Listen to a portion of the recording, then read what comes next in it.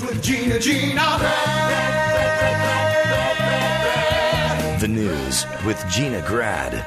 Well, we have a follow-up on the owner of the Pineapple Hill Saloon and Grill. Talked about her a couple weeks ago. She's the one who filmed, very upset, her outdoor dining area at the Pineapple Hill Saloon here in around LA.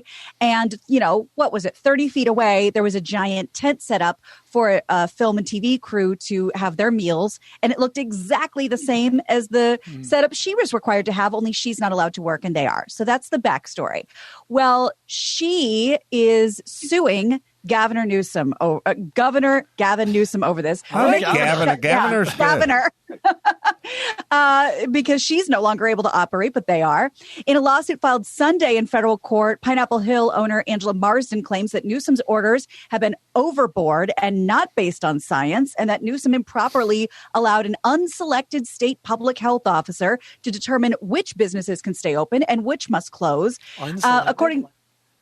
Unselected, unvoted for, hand selected. Mm-hmm. She was not elected. I got you.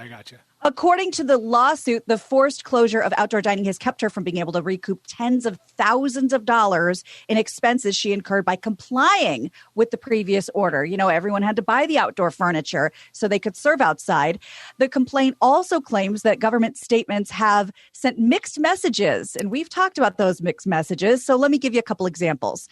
On December 8th, California Department of Public Health broadcast Dr. Mark Galley, he said that the decision to prohibit outdoor dining, quote, really has to do with the goal of trying to keep people at home, not a comment on the relative safety of outdoor dining. And then Governor Newsom said, get outdoors with your household safely, explore the neighborhood, explore California's beauty, go on a walk, take the dog for a walk, go on a hike. So the just calling them out on all the mixed messaging.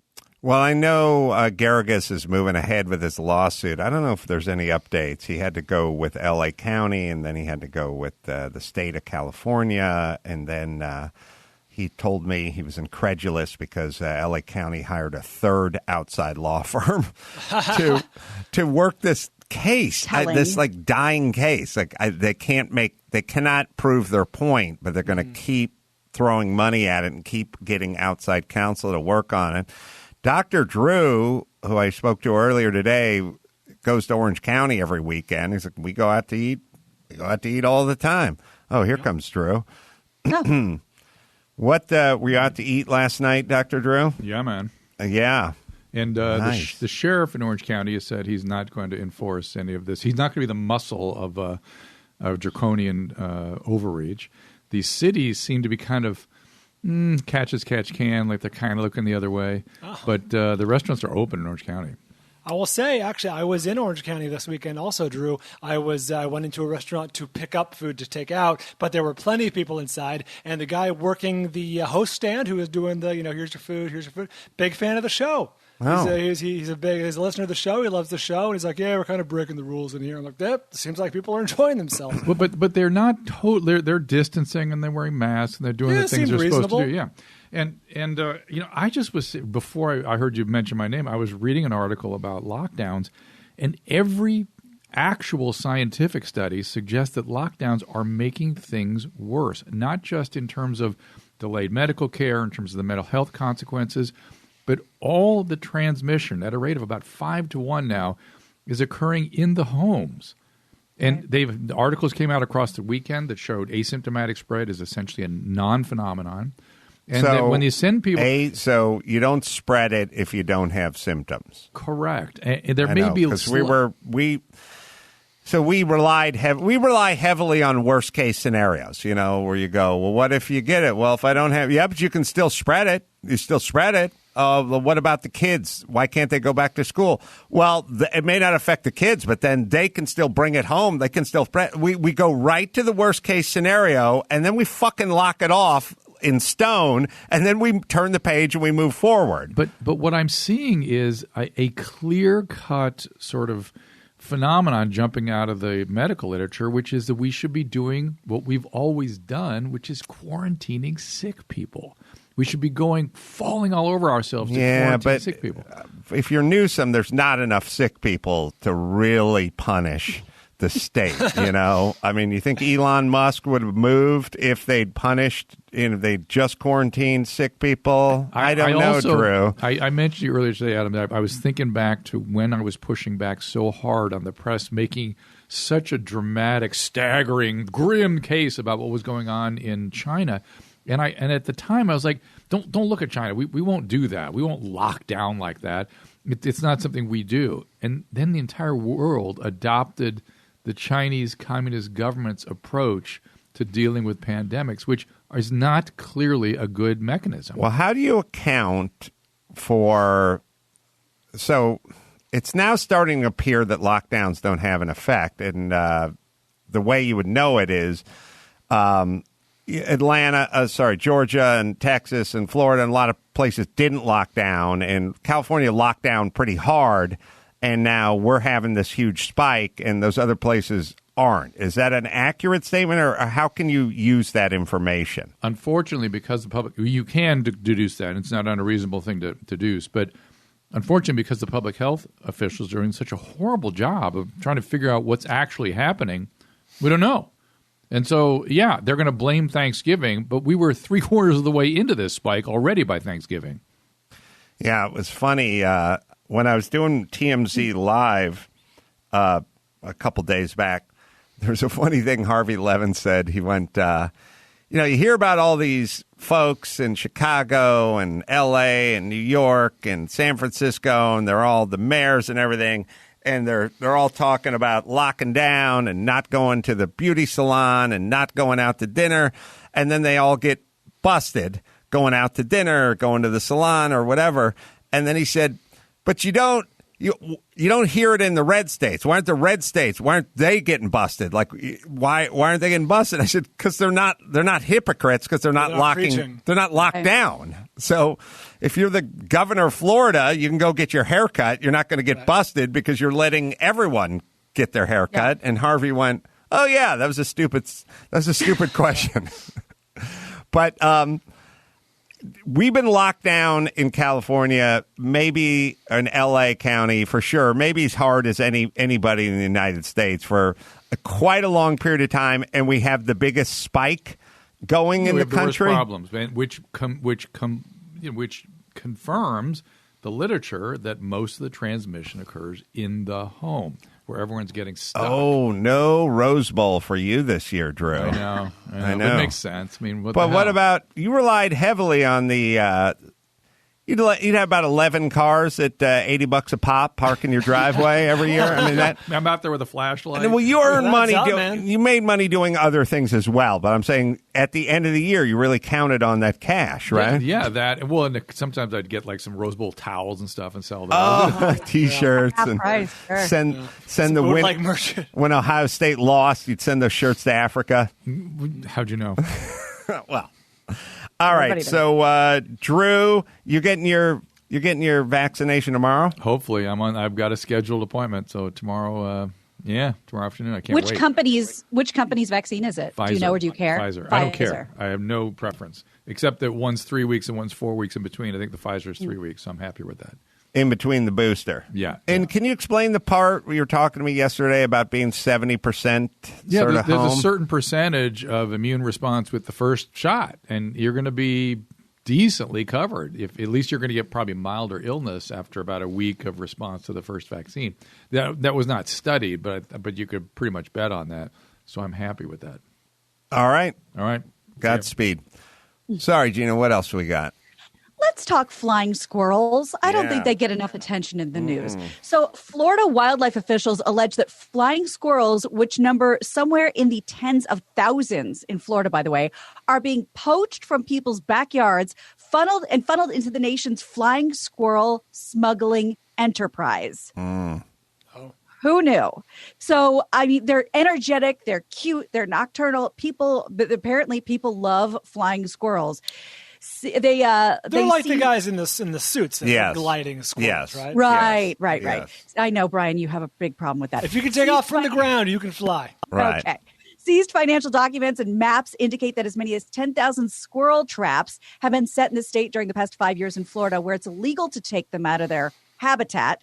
Wildlife officials used phone records, cell phone tower data, all kinds of things that to build this case that alleged that thousands of southern flying squirrels, valued collectively at $500,000, were snatched from the woods, passed through a legitimate pet store with fraudulent paperwork, then shipped to South Korea to be sold as pets. Specifically high demand in South Korea. The two businesses that were involved in this operation, their licenses have been revoked. One guy got arrested, but who knew there was such a demand for the flying squirrel as a pet? Gliding squirrel. Also, I always hope these guys do prison time and then they get that cellmate, and they go, "What are you in for, buddy?" "I stabbed my old lady, cheating with my brother." "What are you in for?" Have you ever seen that Rocky and Bullwinkle? No? Oh, you don't know Rocky, huh? There's a flying. No, there's a guy in the squirrel. They don't really Rocky. fly. They're like those guys in the suit. But by the way, that's not really flying either. It's just gliding. But anyway, what was I saying? Oh yeah, I stabbed my old lady too. You'd have to come up with a reason to be in there, right? It'd be too long a fucking story, right? Molested a kid, several kids. That's right. My take is we do not want to piss off the flying squirrel community because they could fuck you up pretty badly. Any animal that can dive bomb you, yes, you want to avoid alienating. We are on the ground. If enough flying squirrels wanted to come at you, there's not a lot you could do. They would fuck your shit up.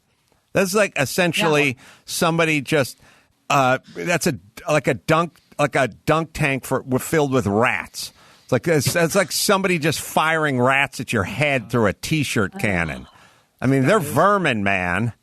They got teeth. Rabbits. I mean, they'll chew right through the fascia on the side of a house. I mean, those things. Have you seen them climb up and down a tree? They'll fuck you up with their claws. Oh yeah. Oh, they run up like backwards and shit. They will fuck you up. But do you think because they are so GD adorable, I mean, they have big eyes and they're fluffy and they fly, that there's something specifically about that South Korea is like, it's adorable, we must have it? I think because everything in South Korea is adorable. I think it's the anime thing. I think they like the big eyes. Yeah. It would be a real, ironically tragic ending to be killed by an adorable animal. What is? I don't necessarily mean a squirrel, but like, what is the most deadly, adorable animal? Well, panda bears, I think can fuck you up.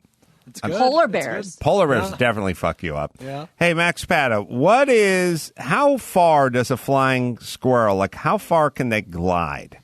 They go up from a tree top and they glide to the next tree. Let's see. Northern flying squirrel gliding distances tend to be between 5 and 25 meters, though glides of up to 45 meters and longer have been observed. 45 meters? That's 150 feet. Yeah, but typically 5 and 25. Right.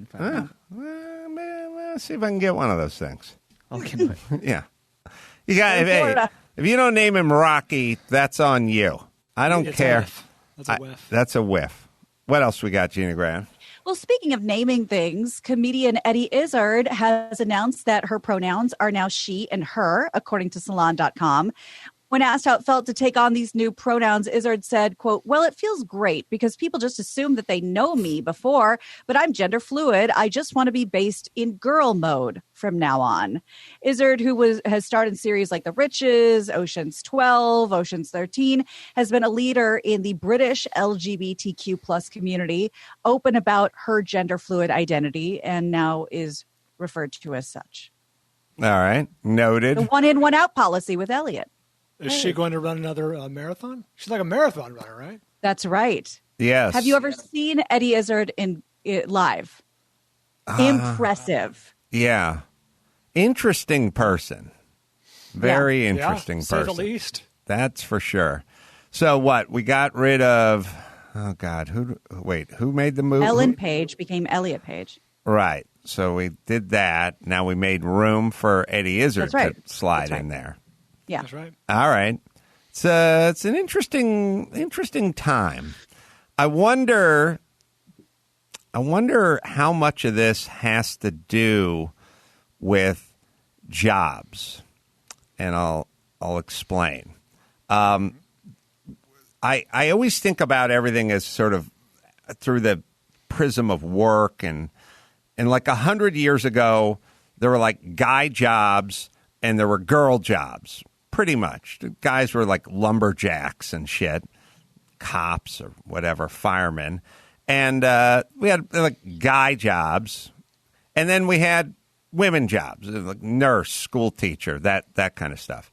And then now we don't really have jobs defined that clearly. Everyone can do anything. But we got all those jobs where you had to have a lot of upper body strength, or you had to be able to swing a pickaxe, or, do all that Paul Bunyan shit. That's all fallen by the wayside. And even if you did do one of those jobs, you'd be operating a piece of equipment or something and moving the logs versus dragging them up a hill or whatever it is. So now the division between men and women, it's not really carved out by society. It's not really like you got to do that job and you're going to do that job. Now there's just sort of everyone's kind of doing data entry or working for an online magazine or something like that. But there is no clear definition of who would be better at it, or, think of all the I'm just going to throw this out. I have no idea what the number is. But 100 years ago, if somebody said we're hiring, 80% of it would be a man or a woman. Like, that's how jobs are. We need a guy for this or a girl for that. Now it's, I don't know what jobs are left where you need a man or a woman, an airplane pilot, army, soldier. It doesn't. Professional athletes. Yeah, they're all just, it's all doesn't matter anymore. Right. So it kind of makes sense that as a society, transition away from this and that into sort of something in the middle, that a lot more people are just going to move toward the middle. Yeah, Eddie Izzard or Izzard, whatever it is. Like, he's not saying I'm living life as a woman or whatever. He's like, I'm gender fluid. Maybe tomorrow or the next year I'll be something else. But he's a comedian, so it's like could be Elaine Boozler, or you could be a female comedian. That's hurtful, actually. Got to make jokes, people. Come on now. All right. So we've talked before about the videos and the speeches that are given before the plane takes off, and how Virgin had always been sort of the king of those dance videos. And now that they're Alaska Airlines, they're back at it. They have a new safety video to convince customers that they're safe to travel with them, but that they're also kind of cool, kitschy, tongue-in-cheek. So their new ad shows a pilot, flight attendants. They're all dancing to the Men Without Hats song Safety Dance, and they've changed the lyrics, and here it is. That's the last SAFETY.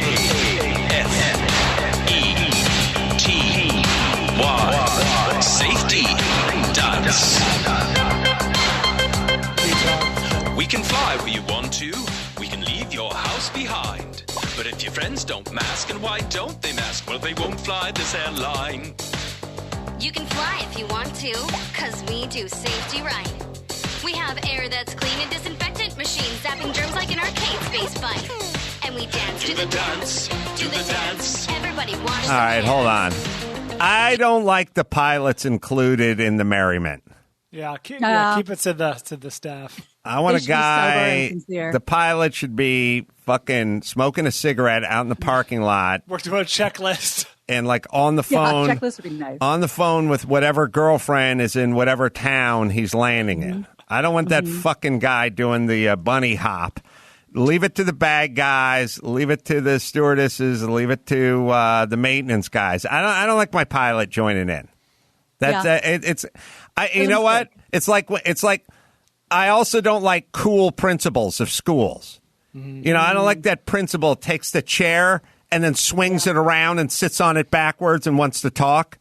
Let's rap. I don't like that guy. What's on your mind? Yeah, I don't like that guy. I don't want my pilot doing the safety dance. I want him up front looking at knots and wind shear and shit like that.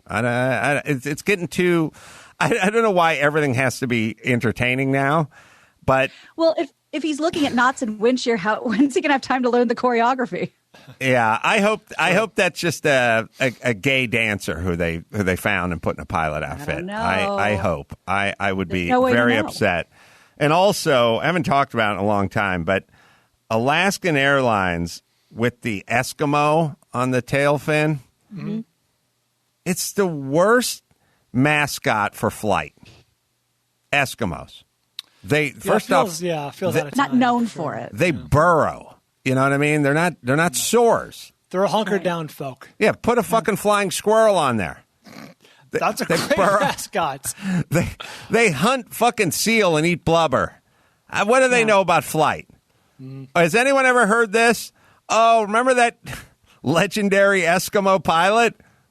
You know, the guys who won World War II for us. The guys were flying with Pappy Boyington over there in the Pacific Theater. All the Eskimos. I know that. I don't recall. I don't know that cliche. We know the Tuskegee Airmen, right? That's right. Sure. But not the Eskimo Airmen. No. I think the term Eskimo is even verboten these days. Oh, right. Inuits. Oh. Inuits, well, I understand. Yeah. Or indigenous people. Maybe it's a Smuckers-like campaign. Do Gina? tell. With You the don't remember mascot, Smuckers? the logo this bad. Oh, it has to be good? Yeah. With a name this bad, it has to be good. Here's how confident we are. We're going to take people who've never been off the ground, ever, and we're going to put them on the side of all our planes. Slap them on our tail fin. It'd be easy for an insecure airline just to put a hawk or an eagle or something up there, Sure. but no. Like they have something to prove. Not us. Continental Airlines. Yeah. Everywhere. Yeah. We're thinking about a drunken, overweight Indian, but we settled on Eskimo. Okay. Confidence. Maybe Prove us wrong. Brimming. they're that confident. That's right. All right, let's do one more, Gina Graham. Oh, good. So back in 2017, this 42-year-old guy, David Working, got a divorce and moved back in with his parents. And when he moved out of his parents' home, they shipped all of his belongings to him. The only thing they didn't ship him was his classic porn collection. Instead, they destroyed it. And this was a big deal to David because that collection included 12 moving boxes full of videos and magazines and 2 boxes of sex toys worth a total of $25,000. So David ended up doing what any kid would do when his parents let him move back in at 42 years old. He sued them for destroying his stuff, and he won. Well, I'm not one of those guys who chains himself to a bulldozer to save the park. But if I had caught wind, in these rare I circumstances, definitely would have intervened. Number one. Right. Number two, $25,000, and a lot of it were like sex toys and stuff. Once that thing leaves the cellophane, it loses a lot of value. You want to toss it. Yeah, so I don't know. I'm not even considering like new. I just want new. Well loved is the name used. What if it's still under warranty, Brian? Not even then. Even All then, right, call me well, old go ahead and fashioned. be a snob. Yeah, sorry. All right. You know that butt plug's going to lose 30% of its value as soon as you shove it up your ass. That's right. The second you shove it up you your might ass, as well buy a used one. You know what I mean? Yep. Yeah. You take it out of the cellophane, whether or not you shove it up the ass, it's still used. You still have to categorize it as used. That's right. That's right. So if the stuff is still pristine and in its original shrink wrap, he's got an argument. But if that stuff's been busted out and gone through a couple of 9 volts, no. Sorry. Well, he asked for $86,000 in damages. I don't know if you could do punitive damages on this, but the judge hasn't given a ruling on the final amount. So we'll see how much he ends up getting. What's this guy's name? Do we have his name? David Working, Werking. Probably not a Jew. 47 and divorced. 42 and divorced, yeah. All right. I'll play David Working's dad. And you guys play the neighbor couple who moved away when he was 11. And you're inquiring about how he's doing. Let's see. We meet each other at a mall at a food court. Okay. Hey, Norman. Hey. Oh, Vicky, it's Norman. Norman Working. I thought that was you. We were over at the hot dog on a stick, and I said, that's Norman. You're right. You always are. Hey, do you think they sell incinerators at this mall? I mean, there's a hardware store, just at the north end. So full incinerators. I don't know about that. Well, you could probably get like a stove, like a potbelly stove, like at the camping store. Sure. Oh, shredders, like they have shredders for documents. Yeah, of course. Sure, yeah, we have one at home. Just the little one that you put on the desk. Do they have one that could handle like a frozen banana? That's weird. They'd want to shred that. You could probably just melt it. Yeah, I'm not doing bananas per se. I'm just going apples to apples here. So actually, if you are doing bananas, I am always looking for slightly browned bananas for my banana bread. I would happily come by. Norman, I would love to come by and grab those from you. You know what? Forget I brought it up. I'm just going to go. Get one of those mini sledges and a bottle of Jack. And I think I can. Anyway, how you guys holding up? I haven't seen you guys since you moved out of the neighborhood. Good, holidays are here, and it's different, obviously, with COVID, but we're making the best of it. Yeah, and I was just telling Bill the other day how much I missed the block parties when all the families would get together with the kids. How's little Davy? So we miss Davy. He's little Davy. He's all grown. He must be all grown up. He's all grown up. He must be. Early 40s by now. How time just flies. Yeah. He's all. Our Julia was asking about it. She had her third baby. No, that wouldn't be. Well, she always was quite fond of him, and well, she always called him the one that got away. Davy was the one that got away. I wish he'd keep going. Yeah. Oh. Yeah. We all used to be fond of Dave. Well, you used to be. He's your boy. I mean, do you guys not get together as often as he used to? I know you guys don't work at a Staples, but back to the shredders. You think they could handle a beta tape? Oh, you mean the tape itself? You could unwind the tape, I suppose. That's sure, because it's for paper. The cartridge would pose some problems. Why do you ask? Yeah. Oh, no, just not for nothing. Yeah, Dave. Specific thing to ask about. You didn't hear what? But you could always get those. It sounds like you have some old beta tapes. We got one of those new cool systems for an early Christmas present where we can convert those. Oh yeah, no, don't. When I get the bananas, I'll get all the tapes. Bring Dave in the box. No, Dave. Not really. David. Any format. David's not. He was abducted by Al Qaeda. Oh, Jesus Christ. Yeah, several years ago, yeah. Oh, my God. Yeah. Are you in contact with him? I worked through a negotiator. It's unclear whether he's alive or not. So. Oh, my God, that's devastating. Yeah. But you got to turn the page. You got to turn the page. Well, the State if you don't know he's alive, you got to keep fighting for him, right? You got to get him back. Or not. There's a pretty vicious rumors going around the internet that he had a $86,000 hardcore porn collection and that he's still in the United States. But that's all just fake news. That would like honestly disinformation campaign. That would be worse than being abducted by Al Qaeda. Thank God that's a rumor. Rumor. Vicious rumor. I mean, the community comes together. We want to come together to help you if he's trapped with Al Qaeda. But otherwise, he's going to be all right. Yeah, he's fine. Did I tell you he was adopted? No, I did not know that. He was definitely adopted. Don't say anything to his mom. She doesn't know. Oh, dear. It would break her heart. She's not aware. Was she confused as to it would break her heart if she was pregnant or not? Okay. It would break Helen's heart. So if you see her, don't say anything about the adoption or the Al Qaeda. Are you guys still living on Elm? We're moving to Nome. Oh, Alaska. But you are still in the same house. For now. Okay. Yeah, it's taking us a while to pack up because I have a metric ton worth of fucking heirlooms. Heirlooms, sure. Well, my sister Doreen used to be in the estate sale industry. Yeah, keep her away from John. Keep her away from John.